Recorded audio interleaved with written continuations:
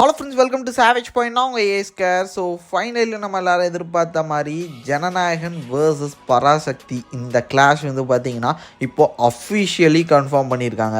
Already வந்து பார்த்திங்கன்னா இந்த விஷயங்கள் வந்து ஒரு ரூமராக போயிட்டு இருந்தது. இப்படி ஒரு சண்டை நடக்க போகுது, இது லிட்ரலி வந்து அந்த டைமில் ஒரு பெரிய கான்ட்ரவர்சியை வந்து க்ரியேட் பண்ண போகுது, பொலிட்டிக்கலாகவும் இருக்கட்டும் சினி இண்டஸ்ட்ரிக்குள்ளேயும் ஒரு பெரிய சலசலப்பை ஏற்படுத்த போகுதுன்னு சொல்லிட்டு 1 or 2 months முன்னாடி இதை நம்ம பேசியிருந்தோம் நம்ம சேனல்லையே. அப்போயே நான் போய் சொல்லியிருந்தீங்க வராதுன்னு சொல்லியிருந்தீங்க, சில பேர் வரும்னு சொல்லியிருந்தீங்க, அது மாதிரி நிறைய கான்ட்ரவர்சியெல்லாம் போயிருந்தது. இப்போ அஃபிஷியலி அனௌன்ஸ்டு அப்படின்னு சொல்லலாம். ஸோ கிளாஷ் கன்ஃபார்ம் ஆயிடுச்சு. ஸோ யாருக்கு எந்த விதத்தில் பயங்கரமான அடி உழவு போகுது, என்ன மாதிரி இந்த கிளாஷ் போக போகுதுன்ற பல விஷயங்களை இன்றைக்கி நம்ம டீட்டெயிலாக பார்க்க போகிறோம். ஸோ முக்கியமாக வந்து பார்த்திங்கன்னா டேட்ஸ் அனௌன்ஸ் பண்ணியிருக்காங்க. ஸோ இது என்ன மாதிரி ஸ்லாட்டிங் இருக்க போது, இது என்ன மாதிரியான ப்ராப்ளம்ஸை ஃபேஸ் பண்ண போகுதுன்ற பல விஷயங்களை பார்த்துலாம். அதனால் இந்த வீடியோவை ஸ்கிப் பண்ணாமல் ஃபுல்லாக பாருங்கள். சரி வாங்க நம்ம வீடியோக்குள்ளே போகலாம்.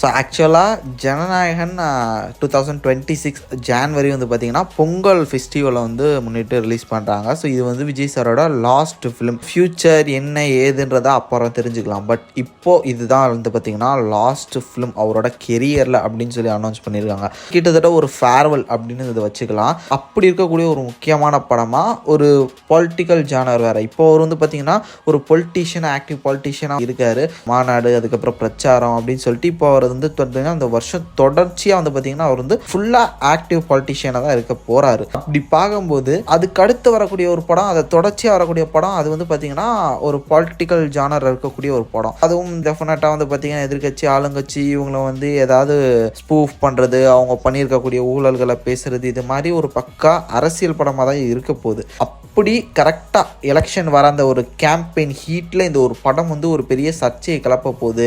இது வந்து ரூலிங் பார்ட்டிக்கு ஒரு பெரிய ப்ராப்ளமாக இருக்க போகுது அப்படின்னு சொல்லி பேசிட்டு இருந்த சுச்சுவேஷனில் கரெக்டாக வந்து பார்த்தீங்கன்னா ரூலிங் பார்ட்டி இதை நொறுக்கணும், இதை டைவர்ட் பண்ணணும். இந்த படம் வந்து எந்த விதத்துலையும் அரசியலில் வந்து பிரச்சனையை உருவாக்கிடக்கூடாது. அதனால் இந்த படத்தை பிரச்சனை ஆக்கிறதுக்கு இன்னொரு படத்தை விட்டே பிரச்சனையாக்கி அரசியலை மறைச்சிடணும் அப்படின்னு சொல்லிட்டு ஏதோ ஒரு காரணத்துக்காக ஒரு அரசியல் படமே வந்து பார்த்திங்கன்னா அதே நாட்களில் இறங்குது. அதுதான் பராசக்தி. லிட்ரலி இது வந்து பார்த்திங்கன்னா ரூலிங் பார்ட்டியோட மூவி அப்படின்னு தான் நம்ம எடுத்துக்கணும். ஏன்னா ரிலீஸ் பண்ணுறது, ப்ரெசென்ட் பண்ணுறது இன்பன் உதயநிதி அவர் ப்ரெசென்ட் பண்ணக்கூடிய ரெஜெண்ட், அதுதான் வந்து பார்த்திங்கன்னா இந்த படத்தை ப்ரெசென்ட் பண்ணுது.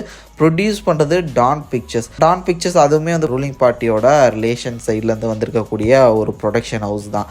அப்படி பார்க்கும்போது லிட்ரலி ரூலிங் பார்ட்டியோட ஒரு படம் தான் இது. ப்ரொடியூஸ் மட்டும் இல்லை, கதையுமே அவங்கள பேஸ் பண்ணது தான். ஏன்னா அந்த டைமில் இந்திய எதிர்ப்பு போராட்டத்தில் முழு வீச்சில் இறங்கி போராடின ஒரு கட்சி, அப்போ தான் ஆரம்பித்த ஒரு கட்சி, அது டிஎம்கே. அந்த டைமில் இந்திய எதிர்ப்பு போராட்டத்தை வச்சு காங்கிரஸை அடித்து நொறுக்கி தமிழ்நாடுல அவங்க வந்து ஒரு பொலிட்டிக்கல் பார்ட்டியாக அவங்கள வந்து ஐடென்டிஃபிகை பண்ணிக்கிட்ட ஒரு முக்கியமான ஒரு காலகட்டம். கிட்டத்தட்ட ஆரிஜின் ஆஃப் டிஎம்கே அப்படின்னு இதை நம்ம எடுத்துக்கலாம். அப்படி பார்க்கும்போது அந்த மாதிரியான ஒரு படம், நாங்கள் இப்படிப்பட்ட ஒரு கட்சி அப்படின்ற ஒரு விஷயத்த தமிழக மக்களுக்கு ரீகால் பண்ணக்கூடிய ஒரு சுச்சுவேஷனில் மேபி அவங்க இருக்கலாம். ஸோ அந்த ஒரு படம் கரெக்டாக அந்த டைமில் வருது. பாலிடிக்ஸ்லேயும் literally same type of clash, சினிமாலையும் கிட்டத்தட்ட அதே மாதிரியான ஒரு கிளாஷை வந்து பார்த்திங்கன்னா ஏற்படுத்துகிறாங்க.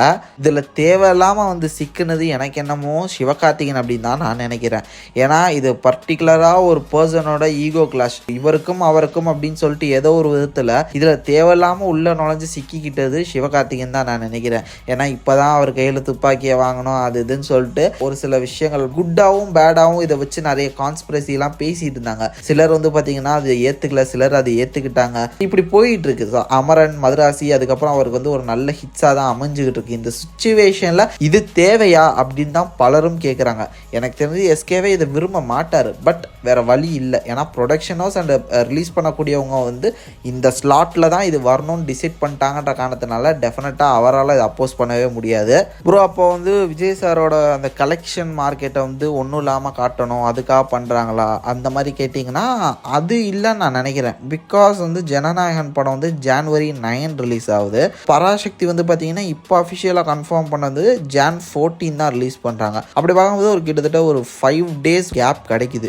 இப்போ இருக்கக்கூடிய காலகட்டத்தில் ஒரு 5 நாள் கேப்ன்றதே ஒரு பெரிய விஷயந்தான் ஒரு பாக்ஸ் ஆஃபீஸை செட் பண்ணுறதுக்கு. அப்படி பார்க்கும்போது நிச்சயமாக பாக்ஸ் ஆஃபீஸ் ரீதியாக அந்த படம் என்ன பண்ணுமோ அதை பண்ணும். பட் இது வந்து என்ன மாதிரினா அவர் ஒரு அரசியலை பேசுகிறாரு, அதுக்கு பதிலுக்கு என் அரசியலை நான் பேசுகிறேன், அந்த மாதிரியான ஒரு ஐடியாலஜிக்கல் வாராக தான் இது இருக்கும்னு நான் நினைக்கிறேன். எனக்கு தெரிஞ்சு பாக்ஸ் ஆஃபீஸில் இது எந்த விதத்துலையும் பெருசாக ஒரு அடியாக இருக்காது. ஏன்னா ஃபஸ்ட்டு 1 week கலெக்ஷன் தான் மேஜராக 50 to 60% கலெக்ஷனாக அந்த ஒரு டோட்டல் பாக்ஸ் ஆஃபீஸில் இருக்கும் இப்போ வரையும் வந்து பார்த்தீங்கன்னா என் தமிழ் இண்டஸ்ட்ரியில். அப்படி பார்க்கும்போது நிச்சயமாக அந்த ஒரு விஷயத்தில் வந்து இவங்க மேனேஜ் பண்ணிடுவாங்க. தென் இது மட்டும் இல்லாமல் ஆஃப்டர் பராசக்தியும் வந்து பார்த்தீங்கன்னா முடிஞ்ச அளவு ஈக்குவலாக ஸ்க்ரீன்ஸை வந்து கொடுக்க ட்ரை பண்ணுவாங்க. ஏன்னா ஃபெஸ்டிவல் அதனால் வந்து பார்த்தீங்கன்னா நிச்சயமாக ஷஃபிள் பண்ணி தான் பார்ப்பாங்க. இந்த படம் அதுக்கப்புறம் அந்த படம்னு சொல்லிட்டு வந்து பார்த்தீங்கன்னா ஒரு லாங் லீவ் இருக்குது, அதனால் நிச்சயமாக படம்லாம் பார்ப்பாங்க. பாக்ஸ் ஆஃபீஸ் ரீதியாக வந்து பார்த்தீங்கன்னா எந்த விதமான பிரச்சனையும் இல்லை. ஆனால் நிச்சயமாக ஒரு ஐடியாலஜிக்கல் வார் பாலிடிக்ஸோட இது வந்து மிக்ஸ் பண்ணி இதை வச்சு ஒரு சண்டை போகும் அப்படின்றதுல எந்த விதமான சந்தேகமும் இல்லைன்னு தான் நான் நினைக்கிறேன். இதுக்கிடையில் பத்தாதுன்னு கருப்பு படமும் பொங்கலுக்கு தான் ரிலீஸ் ஆக போகுது அப்படின்ற மாதிரி பேசிக்கிறாங்க.